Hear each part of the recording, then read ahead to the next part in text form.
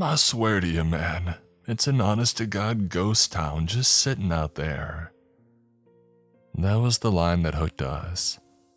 We had been standing around the pool table in our local bar, playing a few games and downing beers to celebrate the end of the week, when the loud voice of Gerald Wright, a local hunter, filtered over to us, amplified by the sudden web of silence that comes between songs playing over the jukebox.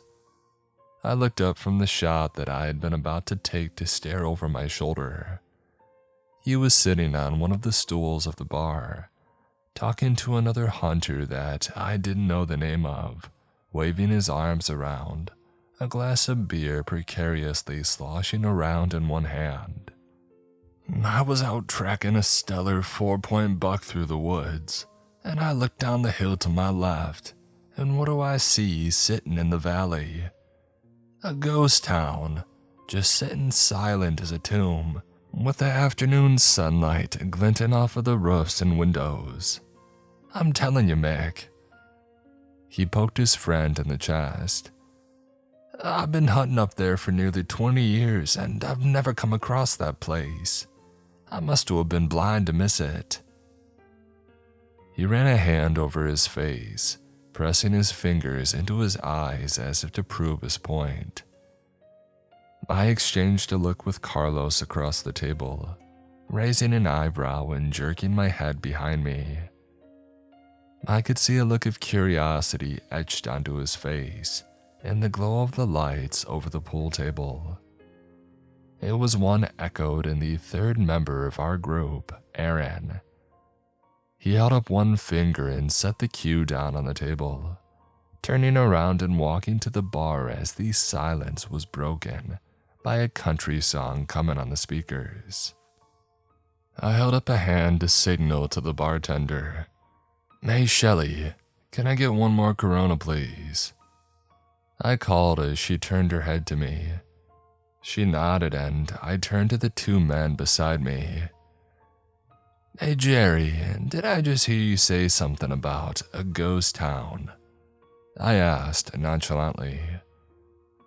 The man turned around to regard me with a look of confused irritation, but it melted away when he recognized me. Oh, how you doing, Terry? He said, reaching out a meaty hand to shake mine. Yeah, I was up hunting in the Lincoln Hills, going after what would have made an amazing pair of antlers to mount over my fireplace. And there's, nearest as I can tell, an abandoned, empty ghost town just sitting in a valley below me. He scrunched up his brow and shook his head. The craziest thing, though, place didn't look all that old. I never went down there, but it looked new. He shrugged his shoulders, and as my beer was placed in front of me, I asked one more question as I tossed a crumpled 10 on the bar. Was this near one of the logging roads? I nodded. Yeah, I could see the McKinley logging road off to the right, actually. He said and then turned to his friend. Shoot, we should go up there sometime while hunting, Mickey boy. Seeing my exit, I picked up my beer. I slapped Gerald on the shoulder and bid him goodnight, and then I rejoined my friends. You hear that? I asked the two of them as I leaned against the pool table and took a swig of my beer. They both nodded. Heck yeah, man, Carlos said, leaning up next to me. Aaron leaned on his pool cue. What are you thinking, bro? He asked. They both stared at me. I'm thinking, I began. I'm thinking that we got about 5 hours of daylight left before dark. I glanced at my wristwatch. Actually, 5.5 hours. Why don't we take a trip up there and check this place out for ourselves? Do a little bit of urban exploring. They shared a look between them and then shrugged. Beats staying around here all night, Aaron said. Besides, imagine the views that we might get on YouTube for exploring a possibly undiscovered ghost town, Carlos added. This guy had a small but dedicated channel on YouTube where he showed off abandoned towns, mines, and other places, garnering a few thousand subscribers. Wait a minute though, Aaron interjected. Jerry said that it was up near McKinley Road.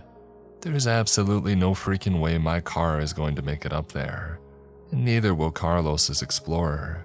Those ruts will tear them both apart. I tilted my head at him and then smiled and rolled my eyes.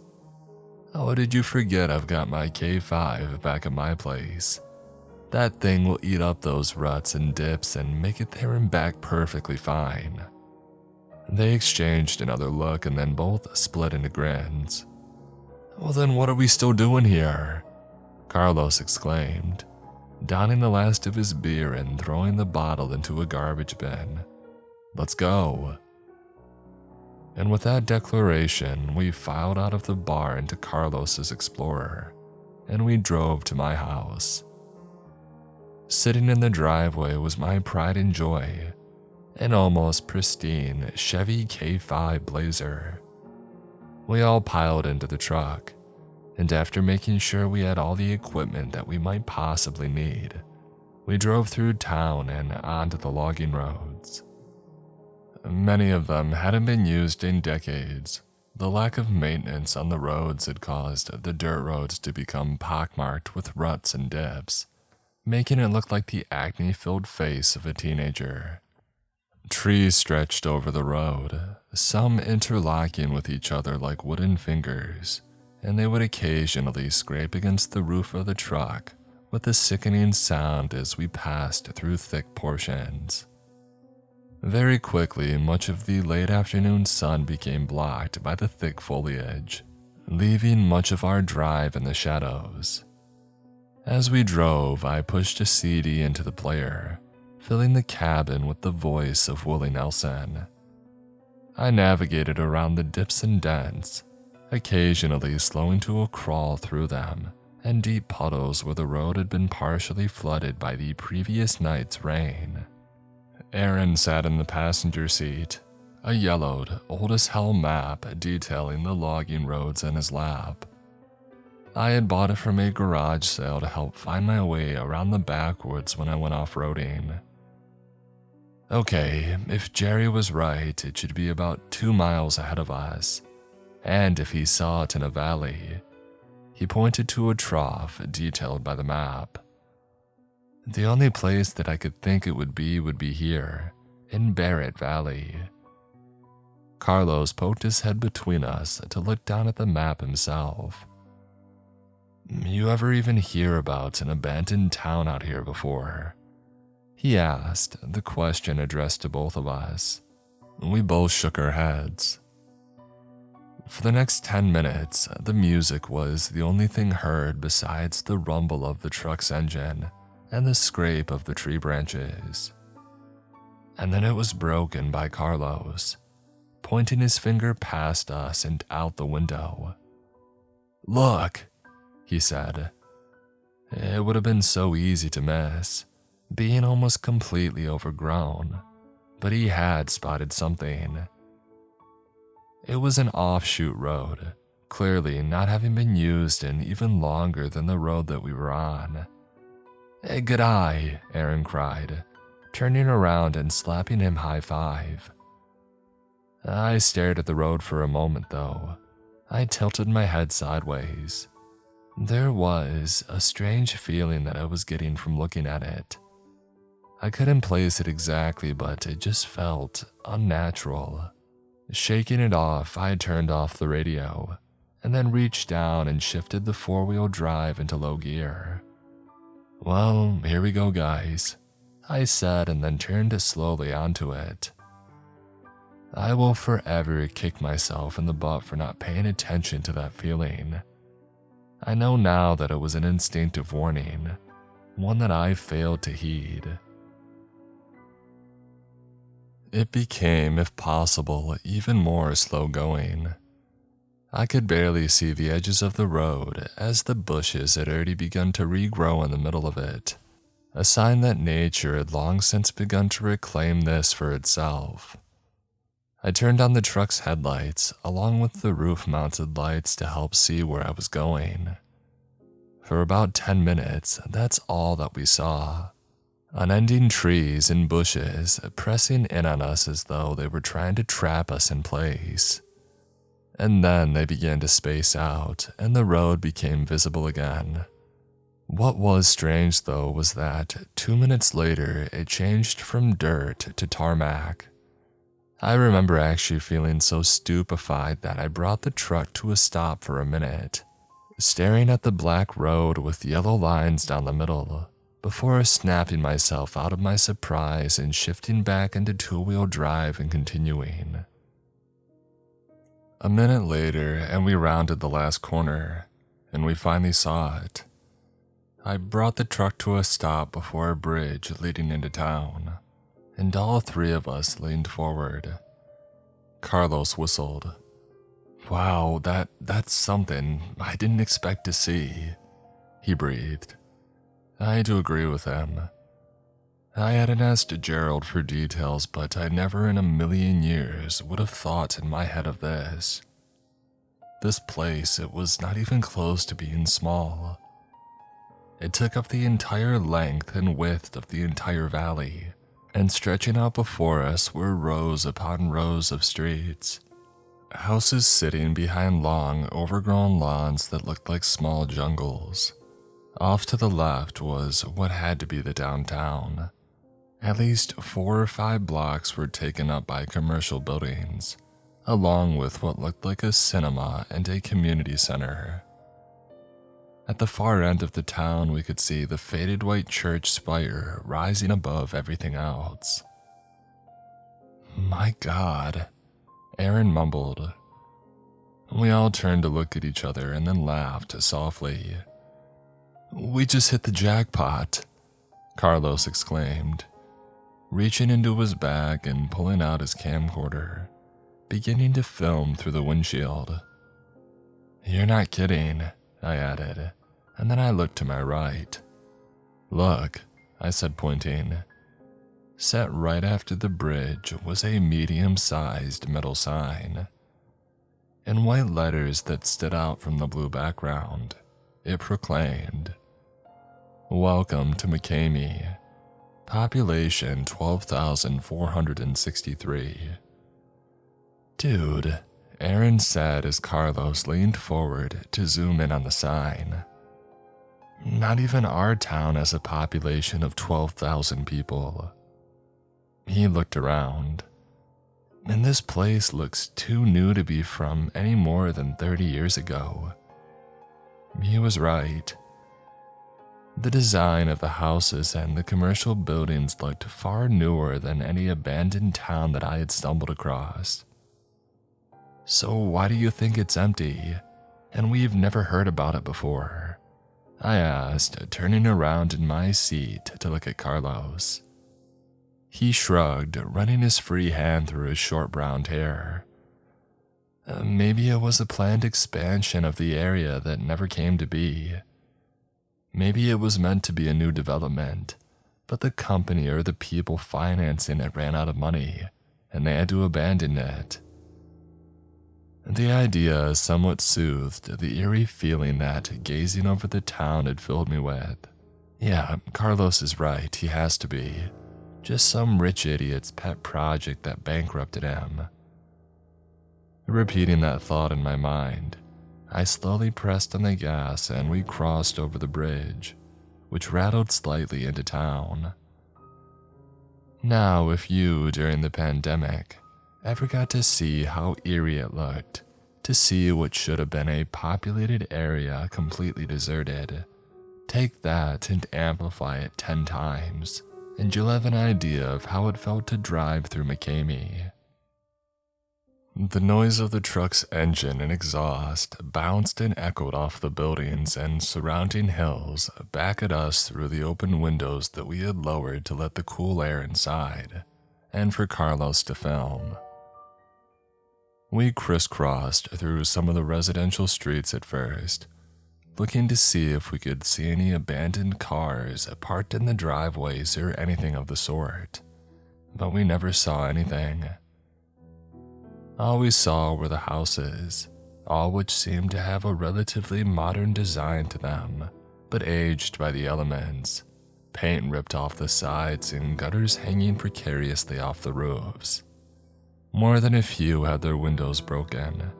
I noticed that some were broken inwards instead of out, as I saw no broken glass among the tall grass and weed-infested front yards. Then we stopped at the church. Its white paint was fading as well, and the front door stood wide open. We could see inside where, visible in the slight gloom, many of the pews had been upturned. The pulpit had been destroyed, likely by vandals, I thought. And the statue of Jesus crucified on the cross was barely visible behind its remains, having been knocked to the floor.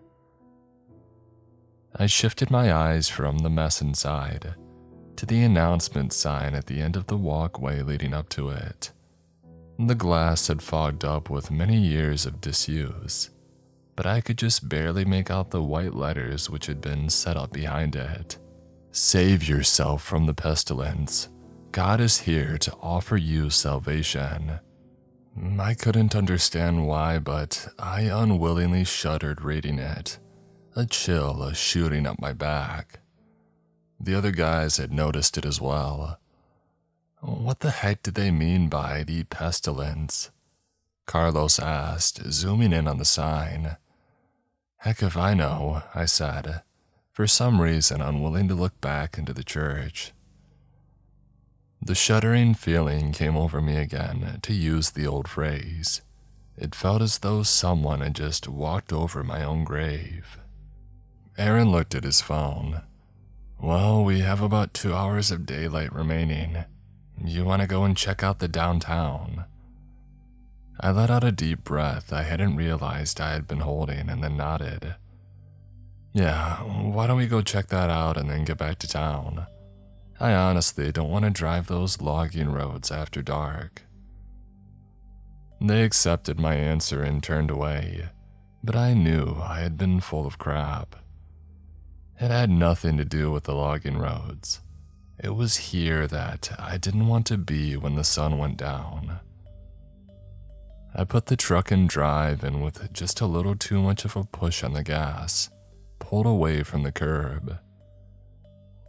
We drove back down the main boulevard towards the downtown area.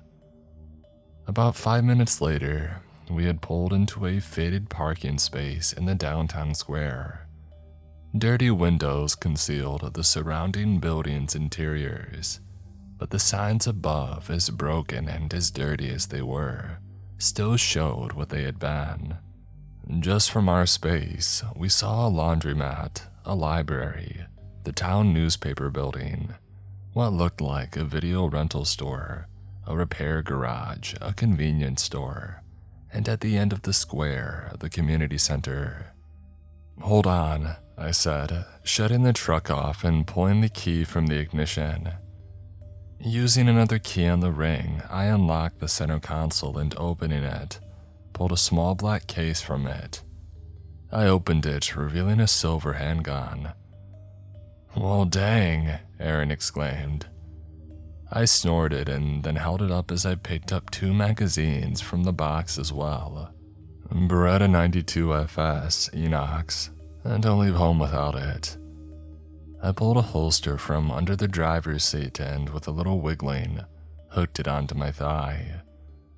I slapped a magazine into the gun and then clipped it into the holster, stuffing the extra one into my shirt pocket.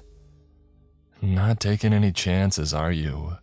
Carlos asked, lowering his camera. I shook my head. Not around here where there's a large wolf population. Last thing that I need is to explore this place and get ambushed by a wolf or a cougar, which took up residence somewhere. Kicking open my door, I hopped out and made my way to the back of the truck as the others followed. I opened the tailgate and reached inside, pulling out another case, inside which revealed a hunting rifle, along with 3 high-powered flashlights. I handed Aaron the rifle along with some extra ammo, and then I passed out the flashlights. Just in case, I said to Carlos, who looked perplexed at the firearms. The guy's only lived out here 5 years. He doesn't know why it's a good idea to carry out here all the time, especially after the Connors incident. I winced as I recalled the wolf attack on the now dead hiker. So, where do you want to start? I asked, glancing at my watch. We've got about an hour or so to check this out, if we want to get back before nightfall. The two of them looked around, Carlos already holding up his camera. Well, I was thinking of starting with the library, and then making my way to the newspaper building. I could hope to find out when this place was abandoned from there, if this place ever even had residents. I scrunched up my mouth a bit. I loved libraries, but I spent enough time in one in a living town, let alone one long since deserted. I glanced around. Okay, here's what we'll do then. You two go check out the library and the newspaper office. Watch your backs and don't get separated. I motioned down the other end of the square. I'm gonna go check out the garage and the video store. Carlos gave me a worried look.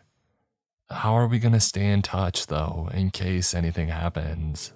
I reached back into the truck before slamming the tailgate closed. I handed Carlos a radio. The second, I clipped onto my belt before turning it on. That's how, I said before tapping it. Keep it tuned to channel 4, that's what I'm on. They nodded, and after a final exchange of be safe, we parted ways. I watched them walk across the road and climb the steps to the massive wooden front doors of the library, and then began walking down the middle of the road after they slipped inside. Now that I was alone, the town seemed to have an even more eerie feeling to it. This place doesn't feel like one that was built and then just abandoned. I thought to myself as my boots crunched over dead leaves which had accumulated on the asphalt, listening to the wind whistle and my footfalls echo. It almost feels more like it had been lived in first, and now it's just dead. I couldn't put my finger on why it felt that way. It just was almost an intuition. As I headed for the garage, the wind whistled around me, and I felt a shudder go up my spine. I stopped, and then turned and looked at the windows of what had to be apartments over the stores. They stood dark and unmoving, no shapes in them. I almost wished there had been figures in them.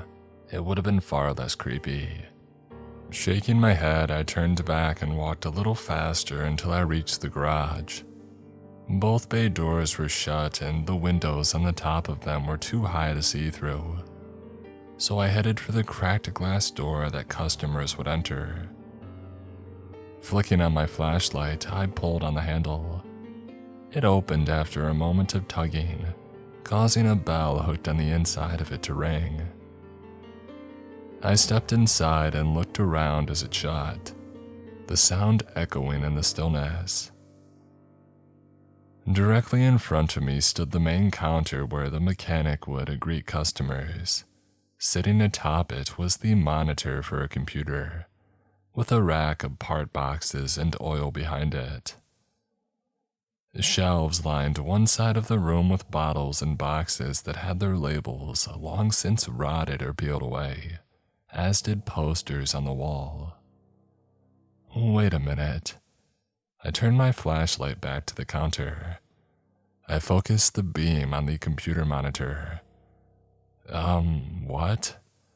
I shook my head slightly, but I wasn't seeing things. It was a flat screen monitor, not one of the boxy units from the 80s, 90s, or even the early 2000s.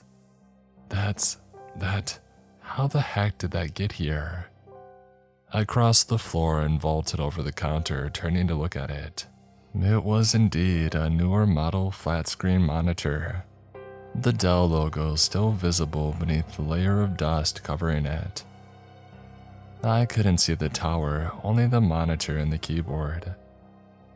Shaking my head, I turned away and stepped through the door leading to the repair bays. I shone the light around the dark, expansive room. A beam glinted off something metal in the far bay. It was a vehicle sitting up on the far left. I crossed the room quickly, stepping over spilled oil and other fluids until I stood just below it. I felt an even larger sense of confusion and shock course through me as I stared up. What is that?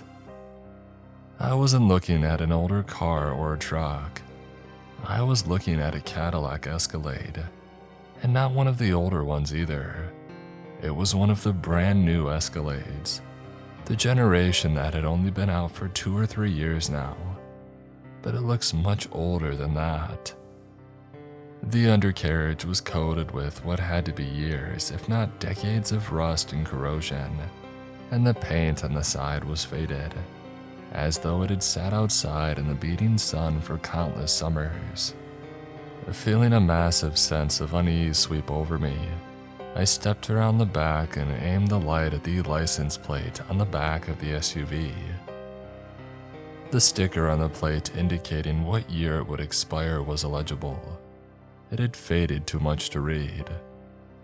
The feeling of insects crawling under my skin increases, and I turned and quickly left the garage, banging open the door a little too hard and causing the bell to jangle loudly. The sound ricocheted off the buildings like a gunshot, and I froze for some reason, holding my breath. Another shiver went up my spine and I looked around, but the streets remained empty. Reaching down, I pulled the radio from my belt and pressed the transmit button. "Hey guys," I called, my voice shaking slightly. There's something really rather weird going on here." The radio crackled with static. "Yeah, you're telling me." I heard Carlos's voice filter through. "There's what looks like newer computers at the circulation desk for the library, and some of the books we found neither of us had ever heard before in our lives." I heard him laugh, still holding down the button. "This place is wild. I've gotten some great footage of it all." I spoke into the radio, willing my voice to stay level. That's great, man. You guys ready to get out of here now?" The answer I received was not the answer that I wanted. "Oh, just give us 5 more minutes, Terry. Please, we just entered the newspaper office and this is our last stop." I wanted to tell him to take that newspaper office and shove him up his, but I couldn't. He was my friend and he sounded too excited. "Just give them 5 and then you can be gone." I thumbed the radio. "All right, but only 5 minutes, okay?" "Copy that," I heard Carlos say. But behind that, I heard something else. I heard what must have been Aaron coughing heavily. "Hey Aaron, you alright?" I asked. "Oh, yeah, he's fine. We must have kicked up something from the library floor," he said, and then clicked off the radio. Well, that's great, I thought, sighing and looking around again. A cold gust of wind hit me and I pulled up my collar to shield myself. I hate how this place feels so dead.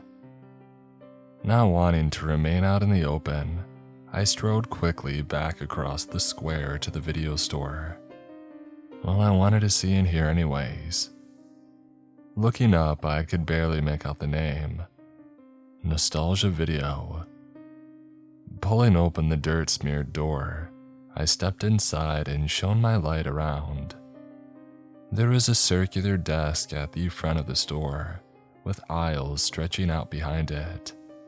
I began to walk towards it when the light reflected off of something stuck on the inside of the windows. I turned and saw that it had reflected off dust and dirt-covered movie posters. Maybe see what movies they were advertising last. Trying to take my mind off the sense of uneasiness slowly being replaced with dread, I crossed the room and, using the sleeve of my coat, wiped away enough so that one could be read. Stepping back, I stopped, trying to process what I was looking at. I stared in confusion. The nun, too. I blinked rapidly, biting my lower lip. I'm a huge movie buff, and I knew for a fact that there was no movie which had come out in the last few decades called that. There was a movie called The Nun which had come out in 2018, and a sequel coming out later this year. But this doesn't make any sense. I looked down at the bottom of the poster at the smaller lettering. 20th Anniversary Re-Release. Rent it now on Blu-ray and virtual video disc. My jaw dropped open. What is going on? I whispered. Okay, I think it's time to get out of here, now. Turning and feeling as though I had just stepped off of a roller coaster, I stumbled out of the store and into the fading light. I put my hand to my head and took in deep breaths, trying to steady myself. That's when the door to the newspaper office across the street burst open. I snapped up, yanking the pistol out of its holster on instinct, but I stopped when I saw Aaron and Carlos dashing down the steps. The looks on their faces made whatever I was about to say die in my throat. Both of them had pale and terrified expressions on their faces, as though they had just seen a monster or a murder. Carlos had something clenched in one hand. Guys, what the? I began, but they tore past me, both screaming for me to follow them. Not knowing what else to do, I sprinted to catch up as they ran towards the community center. They reached the hulking building and slammed into each other as they tore for the handle of the fading yellow doors. Move, let me open it, I heard Aaron shout. You get out of the way, Carlos screamed back at him. I was about to step in and pull them both back when one of them, I'm not sure which, managed to tear the right door open. I reached around them and pulled the left door back, staring inside. And Jesus, Mary, and Joseph, do I wish I hadn't. The inside of the community center was one giant room, a bubble glass roof which had long since broken, providing light inside. Broken glass and leaves littered the floor underneath it, and tables had been shoved all to one side of the room. It was drenched in gloom, but not gloomy enough to hide what lay inside, and our flashlight beams made sure to leave no doubt. The entire town's population looked to be here. They were scattered across the floor, with many in the center huddling around each other. As messed up as it was, I almost wished they had been rotting corpses. It would have shown that they hadn't been dead for long, but they weren't. They were all skeletons.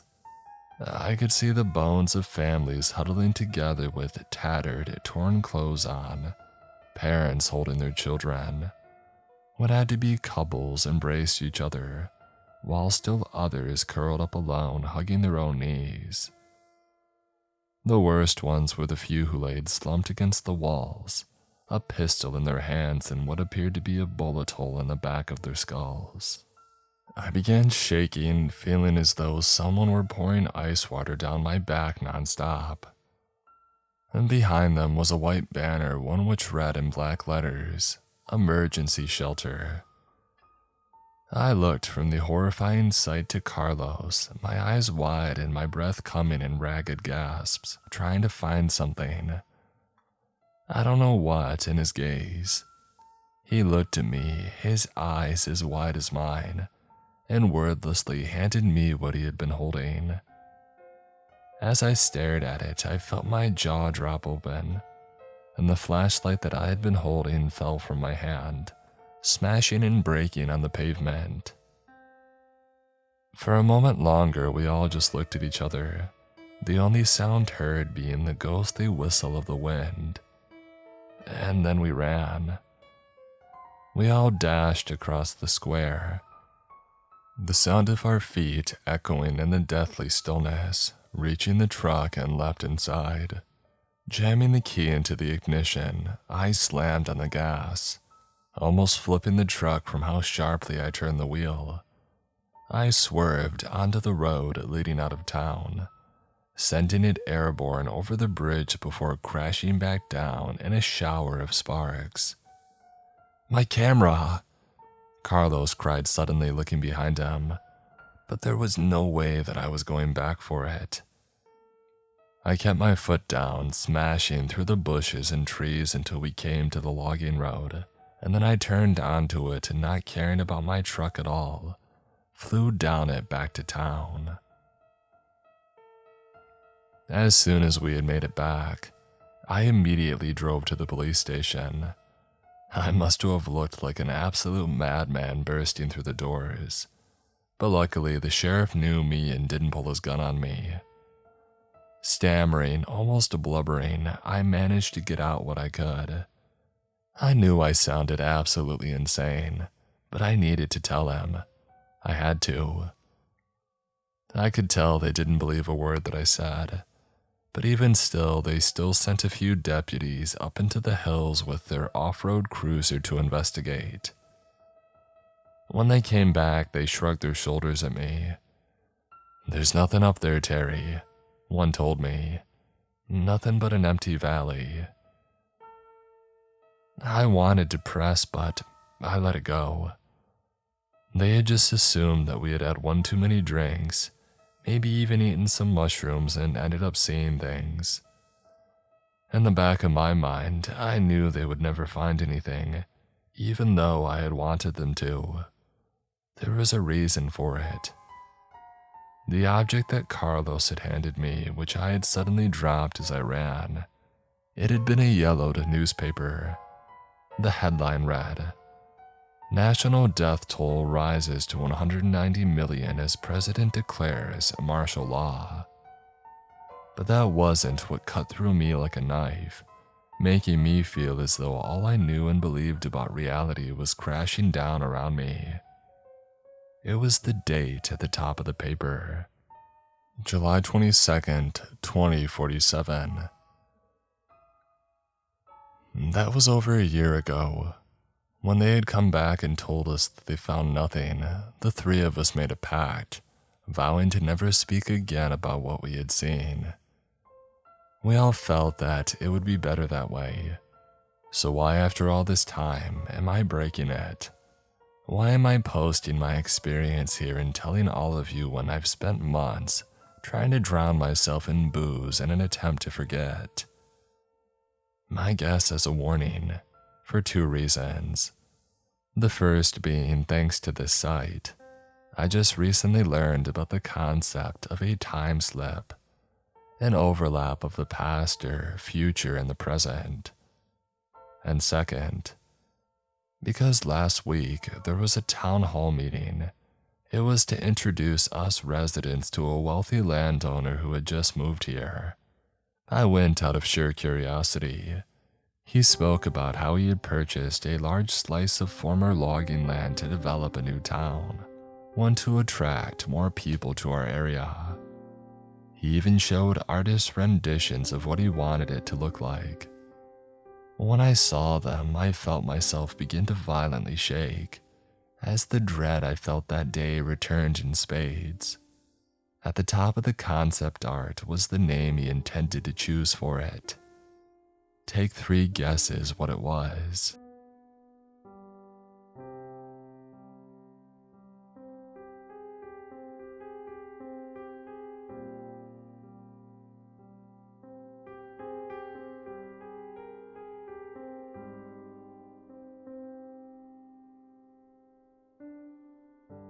Justin Fodenauer, Swaggity Swoot, Lunas TV, Omni Rubix, Dino, yours truly, Andrew Harrington, Malcolm Black, Mark Norman, Damon McCory, Kathy McGuire, SWAT, Mina Lynn, Takio Zarilla, Sleepy Shroomy, Richard French, Miss Eldridge, Jimmy Griffin, Leon Knott, Sonic GMD, That One Woodsman, Talamagara, Meat Casher, Die Screaming,